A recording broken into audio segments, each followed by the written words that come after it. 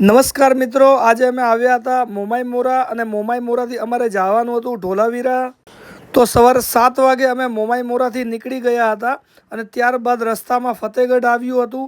ફતેહગઢ પછી સરસ મજાનું એક ગામ આવ્યું હતું જ્યાં આગળ જૂનવાડી સરસ મજાના મકાનો બનાવેલા હતા. કુદરતી દ્રશ્ય હતું. રોડ થોડો ખરાબ હતો. સવારે સ્કૂલ જતા છોકરાઓ મળ્યા હતા. ત્યારબાદ રોડની હાલત જોઈને લાગ્યું કે ગાડી 20થી વધારે સ્પીડમાં ચાલે એમ નથી અને ધીરે ધીરે આગળ વધ્યા હતા. આગળ જતાં એક બીજો સરસ નજારો દેખાયો હતો. થોડા આગળ જતાં સરસ મજાના પક્ષીઓ જોવા મળ્યા હતા જેને જોઈને ખૂબ આનંદ કર્યો.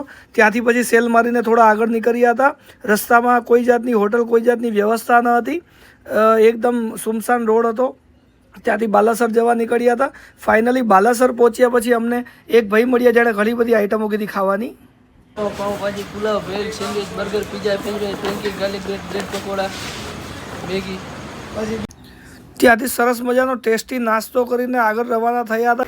તો મિત્રો 4 કલાક પછી ફાઇનલી અમે પહોંચી ગયા હતા ઢોલાવીરા. અને અહીંનું 4500 વર્ષ જૂનું ગામ સિંધુ સભ્યતા અને હડપ્પન સંસ્કૃતિને દર્શાવે છે એવું ઢોલાવીરા અને એની પૌરાણિક ઇમારતોને અમારા કેમેરામાં કેદ કરી હતી અને એ સમજવાની કોશિશ કરી હતી કે આજથી 4500 વર્ષ પહેલે લોકો કઈ રીતે પાણીનો સંગ્રહ કરતા હતા અને એમના માટે વરસાદી પાણીનું કેટલું મહત્ત્વ હતું. તો મિત્રો આ હતું ઢોલાવીરા ગામ.